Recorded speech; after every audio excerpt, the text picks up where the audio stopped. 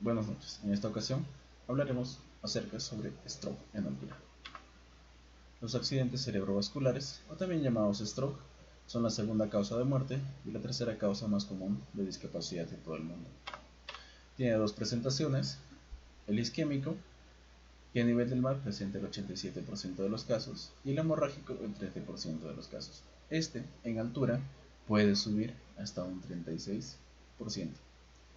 En estudios encontrados en el anterior semestre, encontramos que esta afección es muy poco común y puede darse más en personas de países desarrollados. La prevalencia en población rural es de 84 a 262 por cada 100.000 habitantes y en población urbana es de 334 a 424 por cada 100.000 habitantes. Presenta una afección más de un hemisferio cerebral que en otro, y también este produce fenómenos neurológicos y presenta un hemisferio dominante. Ahora, hay mayor incidencia de accidentes cerebrovasculares a mayor altitud, que es más frecuente en varones que en mujeres, en una relación de 3 a 1. En varones, la edad promedio de presentación de estos casos es de 20 a 45 años. A partir de los 3.500 metros sobre el nivel del mar, el riesgo de ACV se multiplica por 10 o hasta por 13. ¿Por qué? Porque hay una disminución en la presión barométrica, hay disminución en la presión parcial de oxígeno.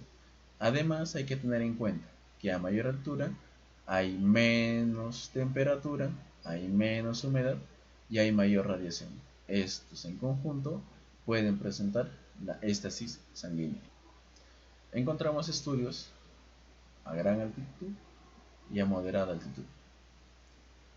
En estudios de gran altitud encontramos un estudio en 1995 en la ciudad del Cusco, que está ubicado a 3.400 metros sobre el nivel del mar, que hay una prevalencia de 6.47 por cada 1.000 habitantes.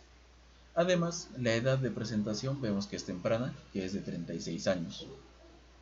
En el 2020, en el Tíbet, en una población de a los 4.000 metros, encontramos que hay una prevalencia de 4.5 por cada 1.000 habitantes.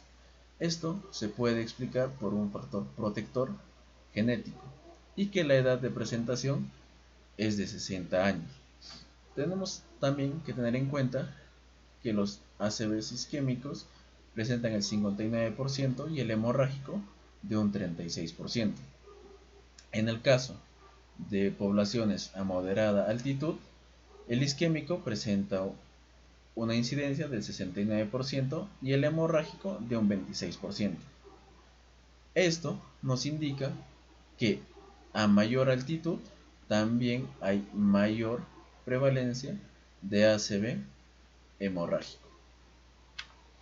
Ahora, con respecto a la fisiopatología, se da a mayor altitud hay menor presión barométrica, lo que induce a la hipoxia hipovárica, y esta a su vez produce en el cuerpo del paciente respuestas compensatorias, como puede ser la hiperventilación, la taquicardia y la policitemia, además del aumento del flujo cerebral sanguíneo.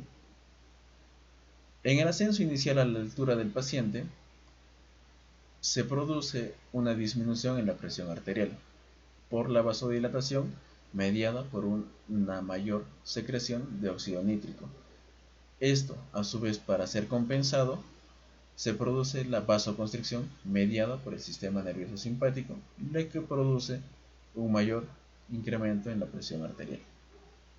Ahora, hay que tener en cuenta que en poblaciones que están en el llano o que se encuentran a menor a 200 metros sobre el nivel del mar, la frecuencia respiratoria y la frecuencia cardíaca no se encuentran alterados, como puede ser el caso de poblaciones que están en altura. Ahora, un menor flujo sanguíneo cerebral conlleva una menor producción de ATP, lo que produce una falla en la bomba de sodio-potasio ATPasa en la neurona, y esto despolariza la membrana, haciendo que se libere más glutamato. El receptor mediado del glutamato incrementa el calcio intracelular, lo que produce la activación del óxido nítrico sintasa. también de las lipasas, de las proteasas y las endonucleasas, lo que produce un daño endotelial.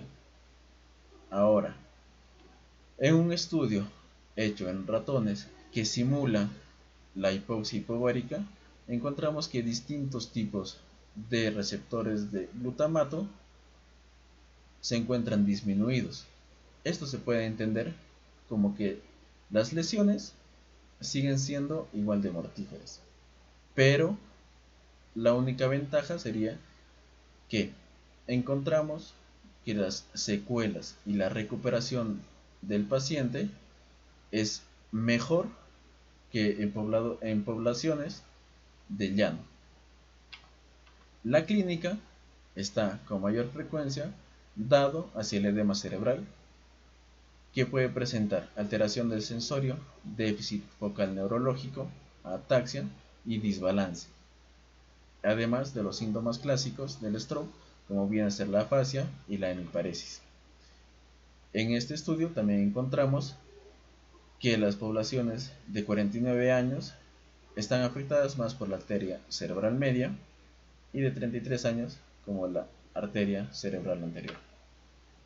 Ahora, en un estudio encontrado por las compañeras del semestre anterior, encontramos que la dominancia hemisférica es más de diestros y de ambidiestros. Encontramos que el accidente isquémico es más común, con 42.9%, y el hemorrágico con un 32.1% en el caso de los diestros, y en los ambidiestros encontramos que el hemorrágico es más común. Ahora, la localización hemisférica en el caso de los diestros es que tienen dominancia derecha, ya que es el hemisferio menos dominante, y en el caso de los ambidiestros encontramos la localización izquierda. Ahora, las lesiones anatómicas más comunes en el caso de los diestros en el hemisferio derecho es la ubicación temporoparietal con un 85.7%. En el caso del hemisferio izquierdo, encontramos que los ganglios basales se encuentran más afectados. En el caso de los pacientes ambidiestros, el hemisferio derecho presenta más afección de los ganglios basales, y en el hemisferio izquierdo encontramos que la afección es más temporal. Dentro de los factores de riesgo encontramos la policitemia, la hipertensión arterial y el estado inflamatorio. En el caso de la policitemia, encontramos que en poblaciones a gran altura se encuentra incrementado. Igualmente, como el nivel de hemoglobina, el recuento de glóbulos rojos y el hematocrito. En el caso de la hipertensión arterial, encontramos que la presión diastólica es la que se encuentra más elevada. Y en el estado inflamatorio, encontramos que el PCR se encuentra mucho más elevado en poblaciones de gran altura. Además, a esto se le puede sumar el alcoholismo, el tabaquismo, la diabetes, etc. También un factor muy importante a tomar en cuenta es la presión arterial diastólica, que es lo principal que se debe manejar en el caso de los tratamientos.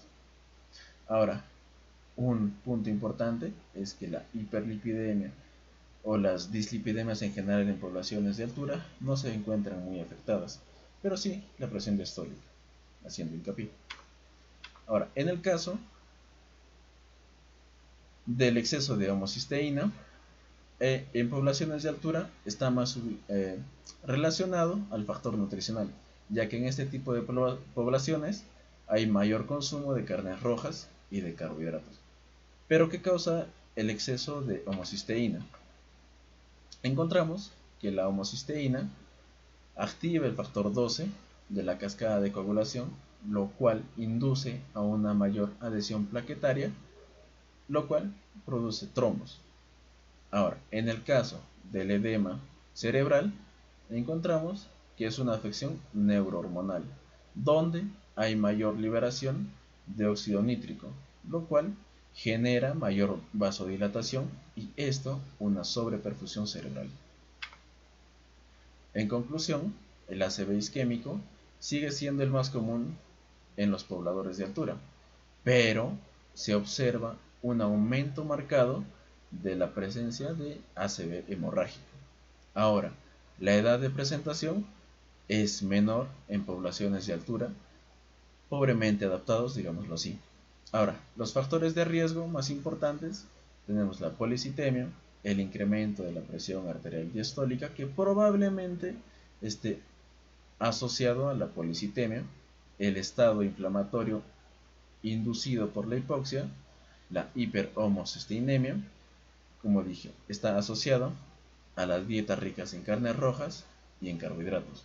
Ahora, la policitemia parece ser la principal causa fisiopatológica de ACV en altura, lo que conlleva a otros trastornos como la hipertensión arterial por aumento de la presión arterial diastólica, la hipercoagulabilidad, la éstasis sanguínea, la disminución del flujo sanguíneo, y todo esto por una mala respuesta adaptativa al poblador de la altura.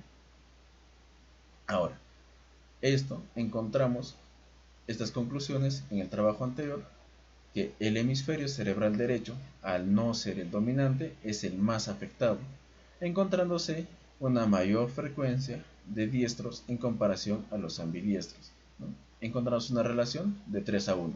Ahora, la frecuencia de los ambidiestros es mayor en la altura en relación a los habitantes a nivel del mar. Eso es todo. Muchas gracias.